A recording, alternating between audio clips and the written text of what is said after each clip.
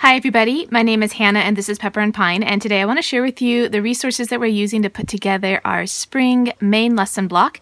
This is going to differ a little bit from our previous spring units, and if you want to see some of the projects we've done previously, I have linked a number of playlists down below. We have done our botany unit, our math and the garden unit, and a couple other spring nature units previously. And though we will do some of those projects again this time, I won't have new videos for them. All right, so let me show you the resources that I have for today. Some of them are new and some of them we've used before. So I want to show you the picture books that we're going to use first, and I'm really excited about this stack of books right here because these are all new resources and I am super excited to get into those. Now, my daughter is 7, and though some of the picture books that we have are incredibly informative, she doesn't really care for them as much as the story picture books. And so I have lined up a few of them here that I'm hoping that she'll really enjoy. Pond is one that I know she loves. This one has incredibly beautiful illustrations. We read it all throughout the year because it's a great seasons book. It goes through all 4 seasons and it's perfect. It's so beautiful. The next book we have is called Owls, Strange and Wonderful, and I really like these books by Lawrence Pringle. We have done the ones with, I think, sharks and octopuses for a previous unit that we did, and so once we got that book, actually we got it from the library, I liked it so much I went ahead and ordered all of the books that I found by the same author and illustrator. So we will be reading this book, and I like these books because they start out as a story, but then they quickly move into the information about the topic, and it's done in a really beautiful way. So I've got this book as well. So we've got about 3 themes going on for this kind of collection of projects for this unit. We have birds, we have bees, and we have plants. All right, so Barn Owls is another picture book that's just, it's a story. It's so beautiful. My daughter really enjoys this one. So we're just pulling these out of our schoolroom. I've got these books throughout the schoolroom and just our homeschool library. And so to put this unit together, I just kind of pulled these resources from around the room, and then I'll collect these and keep these in one spot so that we remember to use them. Because sometimes if they're all put away, then you forget that you have these different resources and projects and books and things. Arrowhawk, A True Survival Story. I'm excited about this book because this one came in the February Family Reading Crate by Build Your Library, and we haven't read it yet, so I'm really excited to add that to this unit. And this one as well, United Tweets of America. This one also came in the Family Crate for February, and so we are really excited to have this one for this unit. Bumblebee Queen. My daughter really liked this book the last time we did this. We did a bee unit last year. She really likes this one, and so that is why it is with this unit. Shark Lady. Here's another one that she really loves, and so that's another picture book that we're going to add to this unit. There are a lot of books that we're reading anyway, but by pulling these books that coordinate with the unit, it kind of gives the whole unit some structure, and it kind of makes this time of season have a nice thematic unit. The Tree Lady, this is another one that we really like. The illustrations are beautiful, great female role model picture book, and also happens to be about a location that's near us, and so it gives some good context to where we live. Now I want to show you some of the picture books that are maybe not as story driven as the ones that I've previously showed you. However, I still feel like these are really good living books, but they just contain a bit more content. So Backyard Books, Are You an Ant? And I think this is just really beautifully illustrated, and you can tell when the font is large, it's not going to overwhelm you with a lot of information. And I love books like this because you get the joy of reading a picture book and you get the added benefit of getting a little bit of educational content in there as well. So this book I actually found at the library bookstore for like $1.25, and then this book I think I found in my mother's house, and she let me use this one for this unit. It's called Backyard Books and Are You a Bee? And again, really similar to the previous one, beautiful illustrations. We haven't read these yet, but I am really looking forward to having these for our unit. Life and Times of the Honeybee. This is another one I got from my mom, and we had done a bee unit last year and we didn't have a lot of resources, and then once I was done with that, I was finding all these different resources that I was like, oh, I wish I had that when we did our unit. And so we're going to do, we're not a full-blown bee unit again, but we're definitely going to read these books, and I've got a couple of projects that will coordinate with these books.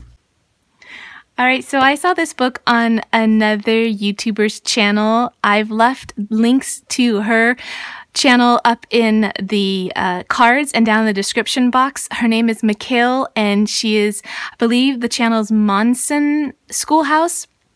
Beautiful channel, wonderful content, just such a joy to have in the homeschooling community. So she did a bee unit last year, and she had some fantastic resources, and this is one of the books that she had as well. And I can't believe that I missed this one the last time we did our bee unit, because we love the You Wouldn't Want to Bee books, and this is You Wouldn't Want to Live Without Bees. And so I like that for this series of books you have the people like You Wouldn't Want to Be ones, and then You Wouldn't Want to Live Without, and this is the whole science series. So You Wouldn't Want to Live Without Electricity, You Wouldn't Want to Live Without Honeybees, and then there are several others as well, and they're really popular. You can definitely find them at your local library. So if you haven't read one of these books before, I highly recommend that you check them out. The next things I want to show you are a couple of games before we get into this stack of books.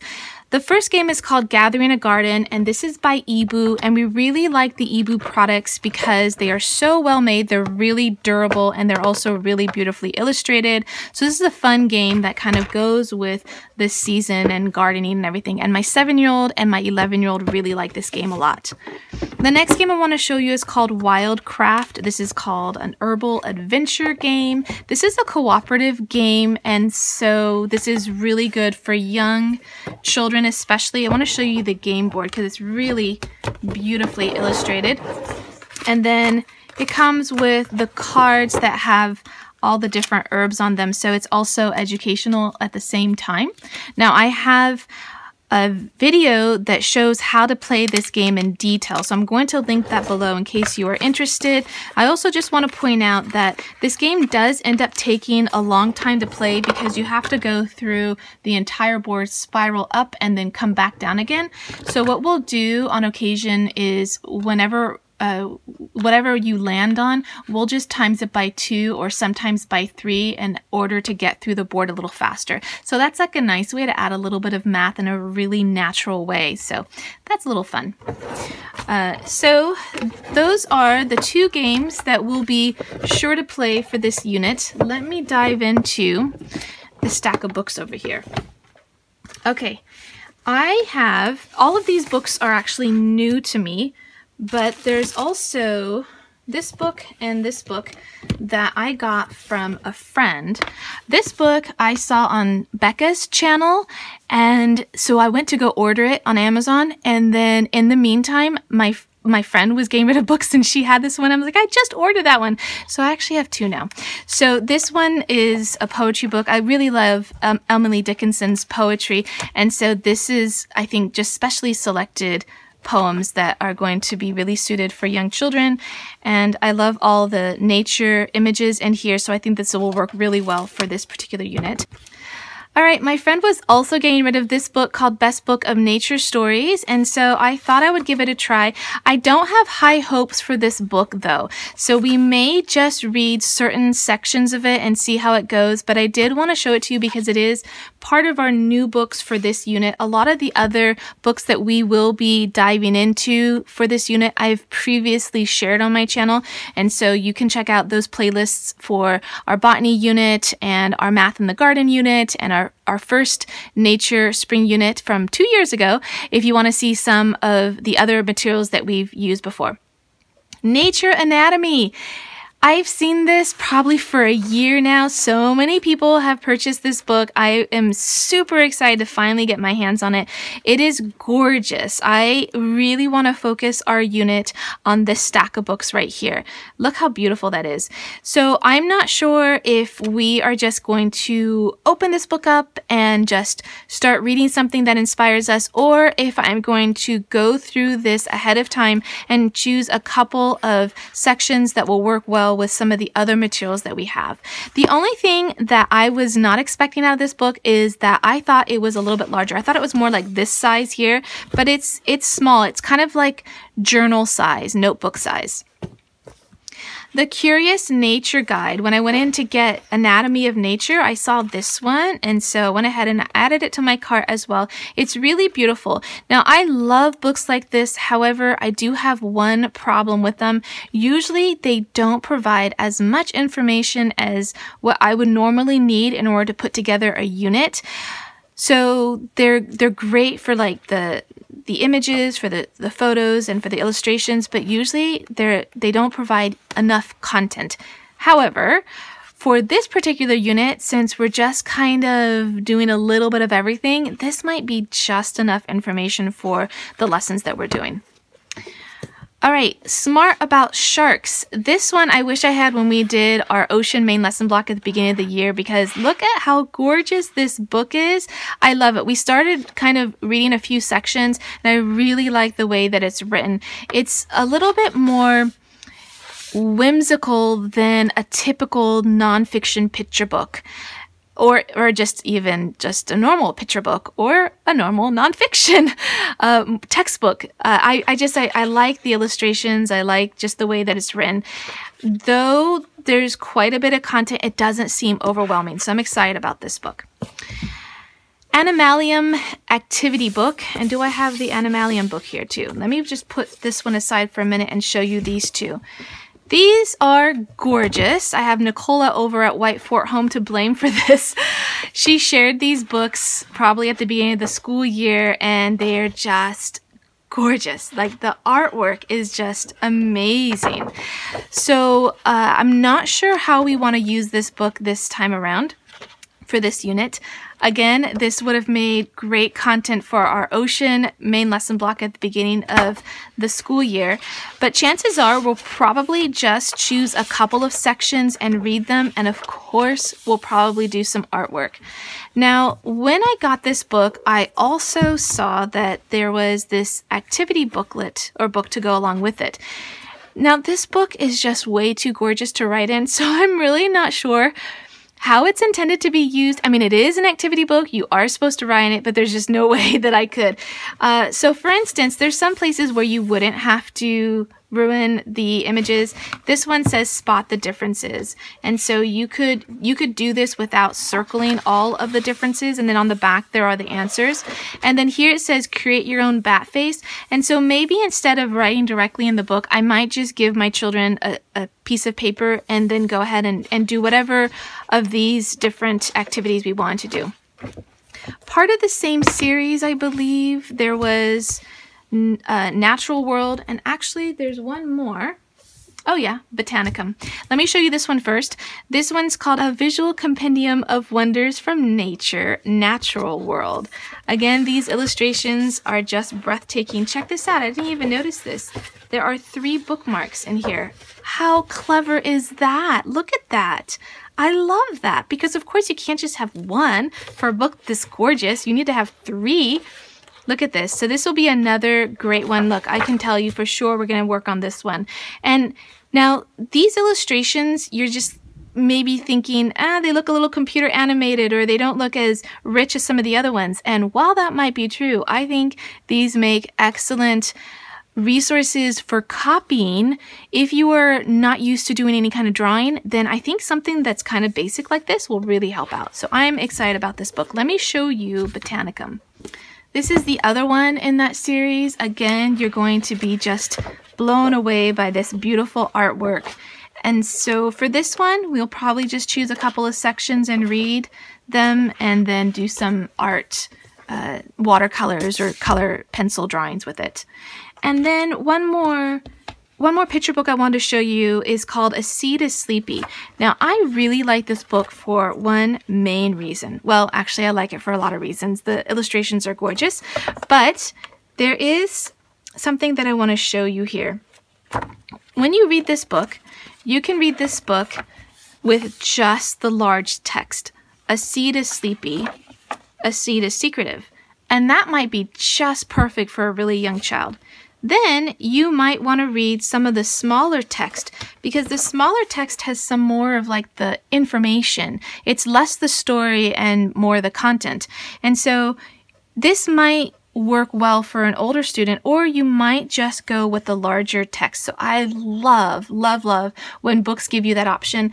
And the Honeybee book also does the same thing. And I didn't show that to you, but it does the same thing where you have this beautiful, really simple, informative story. But if you need more information, it's right here in the smaller text. And I really love that option. All right, so before I show you the projects, I need to show you just one more book that I did not show you yet, and that is called Math in the Garden. Math in the Garden is an activity book that we did last year. I have linked the entire playlist of all the projects that we did with this book down in the description box below. You can check that out. This is a fantastic resource. It's, I think, more geared towards the classroom, but you can take all of these and do it far easier with just one or two children. That made sense, I think. But basically, this book is going to incorporate garden activities with math. So it's brilliant. Now, we did this last year, and we made our garden journals, as was suggested in the book. One of the very first activities you do is to make this garden journal, which I thought was brilliant. And so we went ahead and we made them. And then we put in our different projects right into this garden journal. And I believe we have 2 sheets left that we didn't fill. I think we only did 6 or 8 projects last year. So I thought, since we have a couple of sheets left, we might as well go ahead and do 2 more Math in the Garden activities specifically inspired from this book. And so that's why I pulled this out. I do want to show you the botany main lesson book that we did last year. I've only just now bound it, but I went ahead and I put all of the lessons that we did, both the lessons that I did, the ones that I did as an example, as well as my son. So this is my son's work, and this is the work that he would have copied, or, you know, we would have done our watercolors together. There's an entire playlist with all of these different projects. You can check it out. Though we may be doing something similar that we did in our botany unit, I won't have new videos for it if it's something that I already did and I already have a video for. The project that we did last year with our Honeybee unit, we did a number of projects, and I thought that maybe we could add to that this year and turn our projects from last year into a lap book, and then continue to add in a couple more projects that we end up doing. So that's an idea. Not sure if we're going to do that, but I thought that that might be fun. So I've got a couple of things specifically for my 7-year-old, and making these sun catchers is one of them. I have a quick tip for you. I'm also going to be having a tutorial on how to make these larger ones. Can you see the whole thing? There you go. Mostly when you're doing these sun catchers, you need to trim down your paper. And the paper is about 6 by 6 inches. And when you trim them down, then you're working with a really small square. And I found that working with a really small square and doing all the intricate folds was a little bit challenging for my 7-year-old. And so what we decided to do with some of these is not cut it down at all. So you get a really large star, which is a lot easier to fold. And plus you get a large star, which is really beautiful. And I found that that was so much easier for my daughter. So it does use more kite paper, but it's a lot easier to do. So I will be having new tutorials on this, even though I already have some tutorials on these sun catchers. But I think this new tip of just using the larger sheets will make it a lot easier for younger students, if they want to do these projects. 2 more things I have specifically for my daughter, who is 7. we have these Ebu story cards, create a story, and we like these a lot, but we don't always incorporate them into our main lesson blocks. And so I wanted to make sure that we pulled this one out and we incorporate it this time around. It's not exactly nature inspired, but storytelling is a great thing to do regardless of whatever unit you're doing. And I thought maybe this time we could maybe make our own storytelling cards. So look out for a video tutorial on that if we end up getting to that. And then the Beeswax Honeycomb candle kit. We've done this now twice. I've got videos on it, so I won't make a new video on it. It's so much fun to do. The colors are gorgeous. You can see these spring colors. Comes with everything you need for the project. The only problem that we have is figuring out a safe way to burn them because that's been a challenge, actually. All right, I'm going to show you just a couple more things here. I keep saying that, but I got a couple more things to show you. I want to show you the main lesson books that we have for this unit. We're going to be using a spiral bound one that has both lined paper and blank paper for my 11-year-old. And then this is one that we actually had for last year for my then 10-year-old. And I might even have had it the year before when he was 9, and check it out. It's all blank. So I'm going to give this one to my 7-year-old daughter because she's certainly going to want to have something like her brother. And then I just picked these up recently. This is for making sprouts. So I think, what mix is this? There's broccoli, clover, alfalfa, and radish.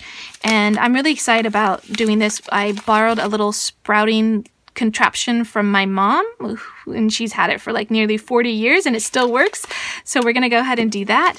And then I went ahead and I got some organic seeds. This one is for cherry tomatoes. And then we have a couple other botanical projects. So let me pull them over here so I can show you. All right, so the first thing I want to show you is called Forest Forever, and this is this little pine tree kit by Nature Watch. We love the kits by Nature Watch. This one also comes with these beautiful pine cone specimens. Now, we did a video on this last year, so I won't have a new video this time around, but we went ahead and we planted these last year. However, when we took them outside, it was just a hot week and they all died. And so this time we're going to be a little bit more careful about transplanting them directly into the ground as soon as we can so that we can ensure that we won't kill them again. All right, so the other project that we have by Nature Watch is the root observation station. I went ahead and I just cleaned these out last year and I stored them until we could do them again this year. And this is with a dwarf sunflower seed, and you can just see the roots as they grow. So it's just like a little observation station so that you can see that as they grow. So we got those two. We had some extra of these little containers, and so we went ahead and grew some of those sunflower seeds as well in here. And then we got something else growing in here. This is a new kit for us. This is the Herb Garden kit, also by Nature Watch, and it is awesome. I love the kits by Nature Watch. This one has 4 different herbs: basil, fennel, dill, and cilantro. The cilantro is not growing right now, but I know that it can because we have it in our backyard because I went ahead and I put it directly into the ground. And then of course we have it right here in this little greenhouse, which is fantastic if you are just somebody like me who always kills their plants. So this keeps it moist until they grow, and until they grow beyond the lid, and then you can go ahead and transplant them. And what's really cool too is that you just have to take out this little thing. The soil pellet is just, you just put that into the ground. It's super easy. Really like this kit. So we went ahead and we've got a few of them growing. So I'm really excited about that. So though we have yet to officially start our nature unit, we have already started some of the plantings, because those take a little while and we didn't want to miss our opportunity. The last thing I want to show you are some of the projects that we actually have already done. These are some craft projects for our nature table, because as soon as we had cleared off our winter nature table and set up our spring table, we just had a flurry of creative energy, and I went ahead and I made like the main kind of nature finger puppet for the table. And then we also made these little ladybug peg dolls, and that's the inspiration. And then we have these two little ones. They're super adorable. And then we also made our little trio. We've had a little trio of bunting babies for fall and winter and now for spring, and I really like the way that these turned out. Super adorable and cute. And also went ahead and I glued a magnet on the back, and so you can actually use them like on your refrigerator. They're in our nature table. They're on our nature table right now, but I like that little detail. It's a little different. All right, so I think that is everything for this unit. This one's called a visual compendium of naturals. Sorry, let me try that again. A visual compendium of wonders from nature, natural world. Let's try that one more time. A visual compendium of wonders from nature, natural world. You wouldn't want to live without bees. I saw this on Michaela's. Oh my goodness, how do you say her name? I saw this on the Monson's